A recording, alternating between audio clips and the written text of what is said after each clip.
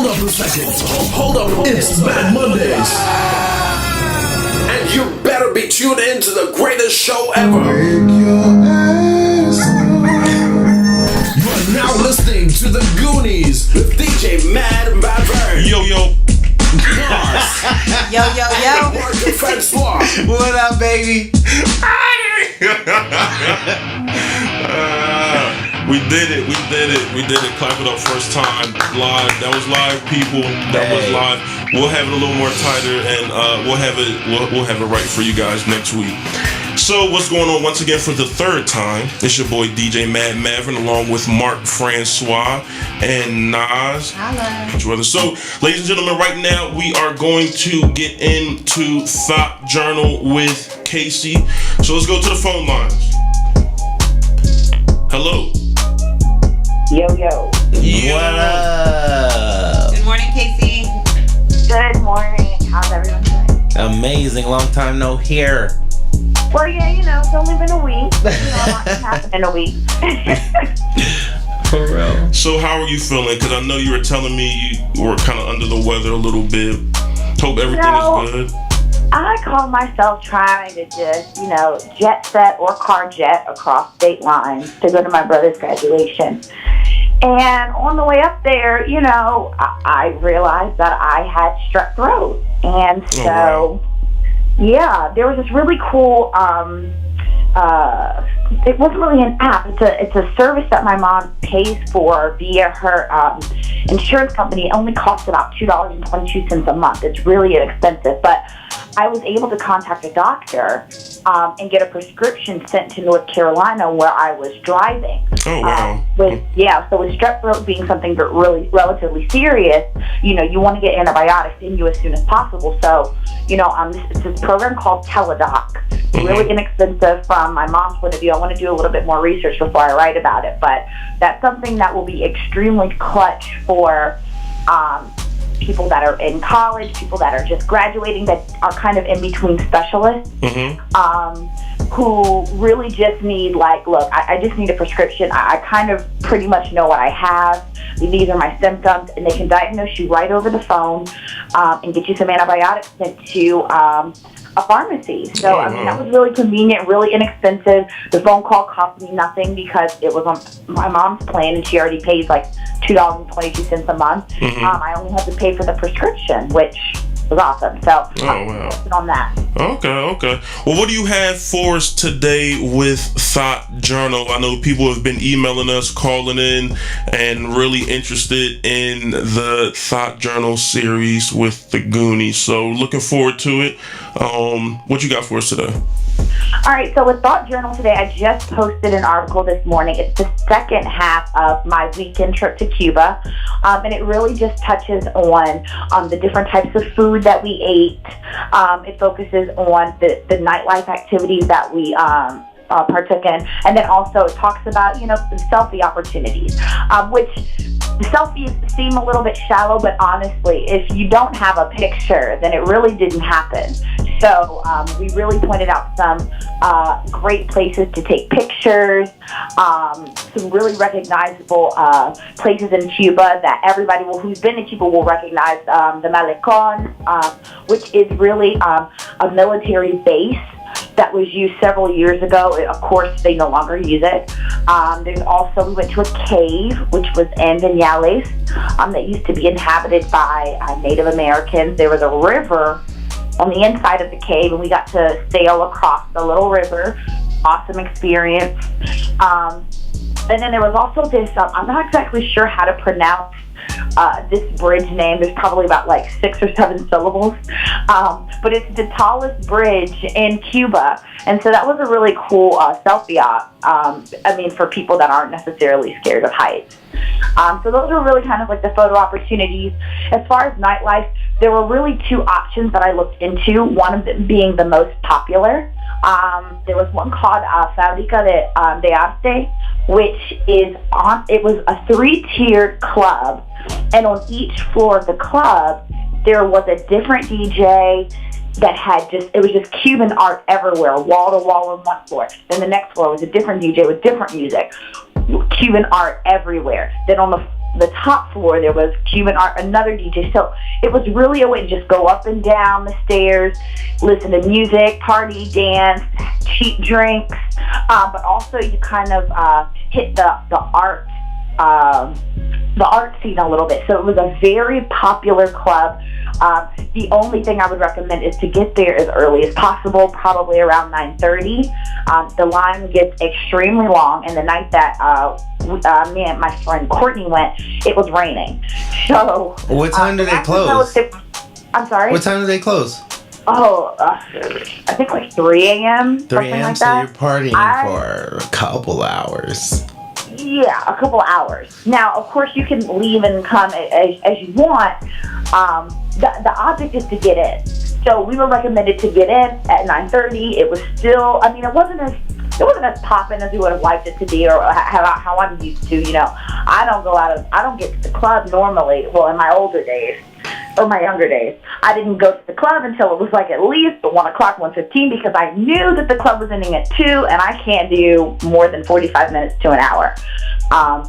But heels weren't really a big thing here. Everyone was really just kind of into like networking. You could dance. So because there were 3 different floors and there were different things offered on each floor, it kind of kept your attention for a significant amount of time. So that was kind of, I think, the pro of having multiple floors with different things to explore on each floor. So we stayed probably till about 12:30, 1 a.m., which is kind of early in American terms, but I mean, taking into consideration that we got there around 9:30, we'd been there for several hours. But I think we got our money's worth. It only cost 2 to 3 CUCs, which is equivalent to like maybe $2 to $3, which very inexpensive, cheap, always inexpensive. Great way to be introduced to Cuban art. So yeah, I mean, the nightlife scene was really great, and it's just, you know, most of it consists of like just salsa, which, you know, if you are if you're not as coordinated, if you're not gifted with that type of coordination, you know, they do have chairs for you to sit and watch people that are coordinated in that way. So, you know, Courtney and I had a great time watching all of the people just dance. It seems like everybody was just like a natural-born Cuban dancer. But yeah, no, it was a really great experience, and it was. I'm really just this article. Listen, wait, hold on. Do you know how to salsa or no?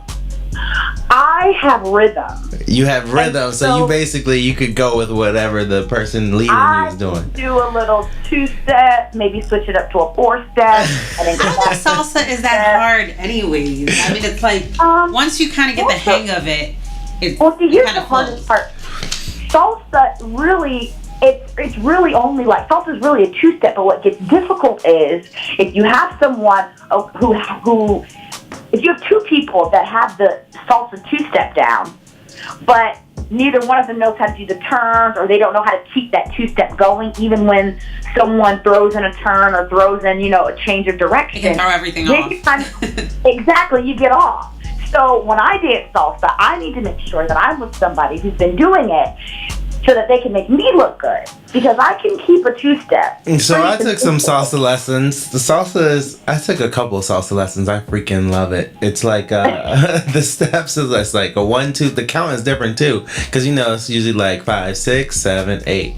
Salsa is like 1, 2, 3, 5, 6, 7. Oh yeah, see, it's not odd numbers. I don't do well with odd numbers. So look, on the club, I'm not an odd number girl. Did they have different, so was it like salsa each level, or was it like salsa, merengue, or Cuban music? It was mostly just salsa.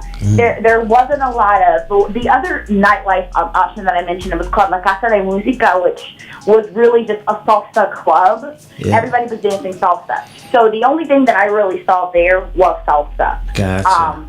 Not necessarily saying that there weren't opportunities to dance merengue, but salsa was pretty much the favored dance option. So that's pretty much what I saw. That's all the music that I heard. And everybody was just great at it. But, you know, so I'm rhythmic. I just, I need somebody who is more gifted than I, so that I just to make you look a little bit better than what you are. Exactly. I get it. So I'm Casey, a good follower. Is the theme mainly, you know how some people, I mean, I've never been to any like Hispanic countries or any countries, nearby in the Caribbean or whatnot, but is it mainly a Spanish theme in Cuba? Because I hear you talking about, salsa and, the House of Music, La Casa de Musica.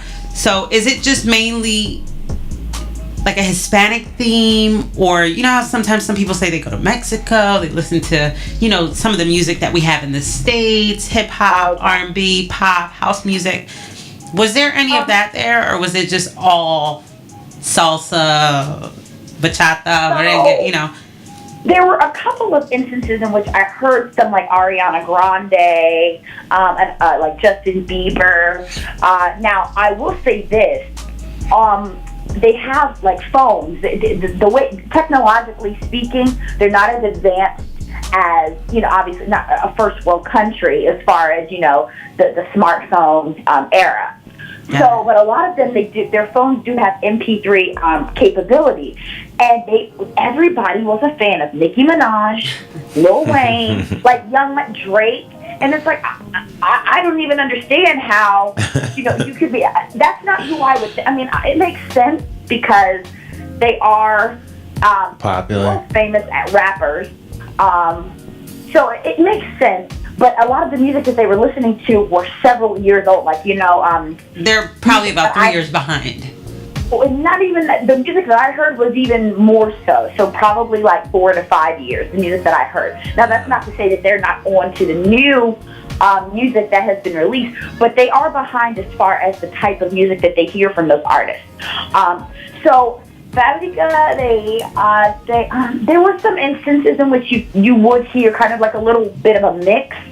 And I think because it was such a huge art scene, and there was a mix between, it was mostly Cuban art, but you had a lot of tourists going to this particular facility, so they tried as much as they could to kind of compensate with a little bit of pop culture, but it wasn't really the pop culture wasn't overshadowing the Cuban culture, of course. So I got a question. You spoke about nightlife. What about like the singles life for like singles that go out there? Singles. Well, as far as that, most people, they find themselves, there's not really a ton of like clubs, or especially clubs that I saw or had the opportunity to go see. A lot of times people would recommend the same two clubs, which would be La Casa de Música or Fábrica de Arte, which, everybody was going to. For us, because we only spent a weekend there, we kind of exhausted the nightlife. So I know some places are more like romantic, more coupley, and some places are more for like singles. What would you say this one leaned towards? It really didn't cater to either one. Okay. You could see couples there, you could see singles there. Some girls were there on like girl trips. You saw some groups of Cubans that had come out, and I guess obviously they'd come with their significant other, and they also double dated with another couple. So you saw a lot of mix of different things. I didn't necessarily feel alienated because I had gone with my best friend. We still had a great time. Everybody was just so friendly. Everyone was so engaging. So we were really kind of included into different kind of like social groups, or whether they were tourists or whether they were Cubans. I mean, a lot of times people could look at us and tell if we were American or not. And so that sometimes would spark a conversation between the Cuban natives and us. But of course, I would keep the conversation going in Spanish, but I guess after a while, they were just, the interest wore off. It's like, oh, we're from America. Are you from California? We would say no. Are you from New York? We would say no. Are you from Florida? We would say no. Where are you from? We would say Georgia. And they'd be like, oh. They didn't have no idea where that was. It's like, if it's not New York, we don't care. Exactly.